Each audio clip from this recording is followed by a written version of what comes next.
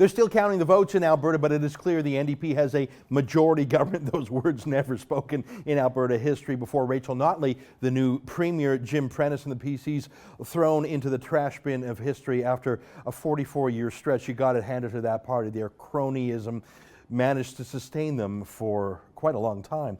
I have 10 observations I'd like to share with you quickly. They're a little bit disjointed, but you know, there's something economic, there's something cultural, there's something historical. Let me give you 10 thoughts I have on watching this political earthquake. The first is Danielle Smith could have been Premier today if she had just stuck with her mission and her moral code and her promise and kept the bonds she had with 440,000 Wild Rose voters in the last election. She could be Premier right now instead of, well, I don't know where she is and I actually don't care. My second observation is that the media party is very real. As you may know, the company called Post Media owns all 4 of the big dailies in Alberta: the Calgary Sun, the Edmonton Sun, the Calgary Herald, the Edmonton Journal, and forced all 4 of these newspapers to endorse Jim Prentice and the PCs. It was such a bizarre endorsement of the discredited party that was thrown into the trash heap today. I think they really hurt their own reputation, or more to the point, the reputation of their hardworking local reporters because of bad judgments made in Toronto. But it goes to show you just can't trust the media party, can you? You never know what they really mean or what they're instructed to do by their bosses. My third observation is that the unions are in charge of the most industrious, entrepreneurial province in Canada right now. The unions, not just because they have a long-standing affiliation with the NDP, but because the husband of the new Premier, Lou Arab is his name, is a union boss with CUPE.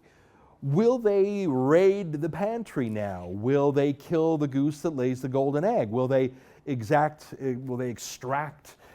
concessions, labor laws, higher minimum wages? What will they do? And will it tip Alberta into a recession, a province already on the edge because of low oil prices? It'll be fascinating to see.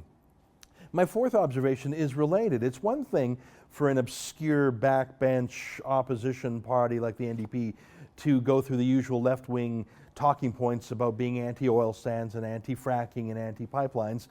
But what happens then if you are now in charge of the oil sands and the fracking and the pipelines? It's a little bit different then.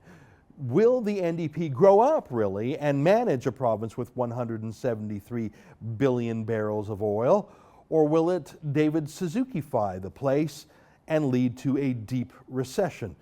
We're about to find out. My fifth observation is related to that one, and it is, will this be the traditional prairie populist socialist party that we have seen in the West going back more than 100 years? I mean, the old United Farmers of Alberta, the old CCF, the Tommy Douglas type radical prairie populists who were actually social conservatives. Tommy Douglas, obviously a Christian pastor. Firearms ownership, these things were normal in the prairies. Will you see that kind of NDP, or will you have more of the downtown university faculty club eco-socialist NDP? I'm hoping it'll be the prairie style, but you never know.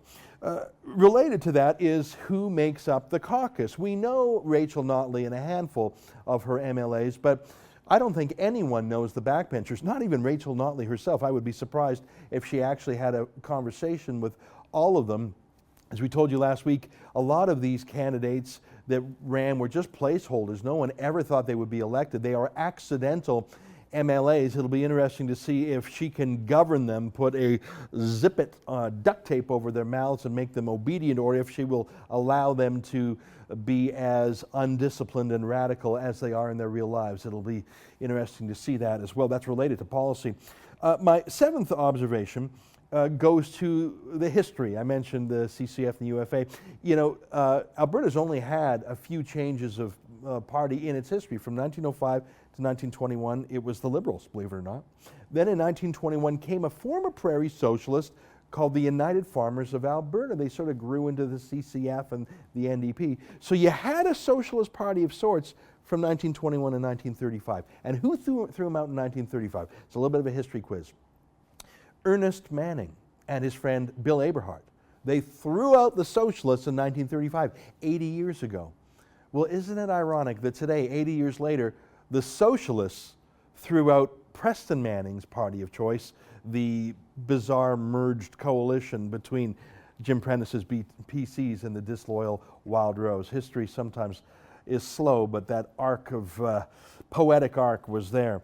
Just a few more quick points. I think that the PCs are dead forever. You notice the names of the parties I've mentioned, none of them have ever come back from the grave in Alberta. It's all gone. The only question I have is, will Jim Prentice remain in Alberta, or will he go back to Toronto and be the banker he always wanted to be? Another question I have is, what will the federal parties make of this? Will Thomas Mulcair think that he can have a breakthrough in Alberta? Will Justin Trudeau think, aha, they're open to change?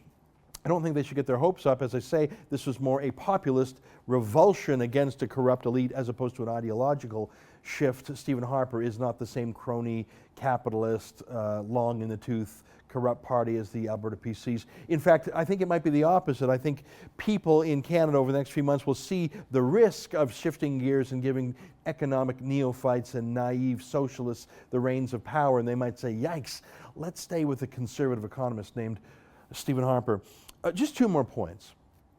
Look, Alberta is strong. It is a great province that is strong in its people, its resources, its industry, its culture, its personality, its character. It is a lot bigger than just its government, and it's bigger than just any party.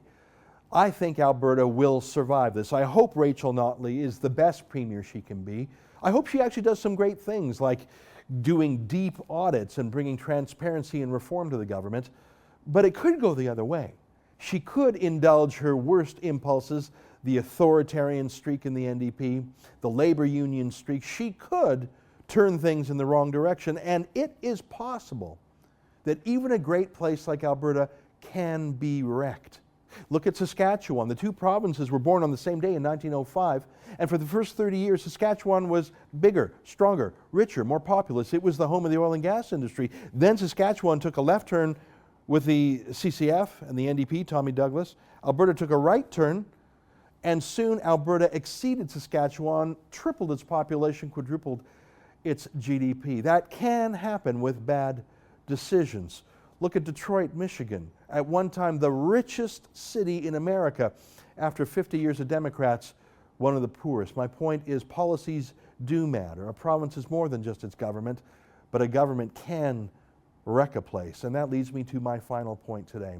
Rachel Notley's the premier. She is going to run Alberta the way she does, but how can you get the news you need? Who can you trust to tell you what's really going on? Can you trust the four main newspapers in Alberta anymore? I actually trust those reporters and columnists in the main, but they don't call the shots. We learned that this past month. They take direct orders from Toronto about editorial endorsements and maybe about other things.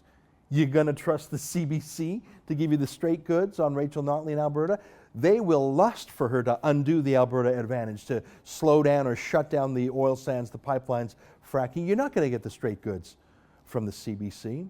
How about from the other parties? Yeah, you think Jim Prentice and the PCs are good for anything anymore? Yeah, I don't think so. Now, Brian Jean and the Wild Rose Party, they'll do a good job, but they cannot do it alone. I think more than ever, the rebel.media has to keep a hawk eye on the province of Alberta. In so many ways, Alberta is the engine of Canada right now. We can't afford to lose it like Detroit was lost and Saskatchewan was for so many years. Alberta's got to remain great, and we'll do our best to keep her great. For the rebel.media, I'm Ezra Levant.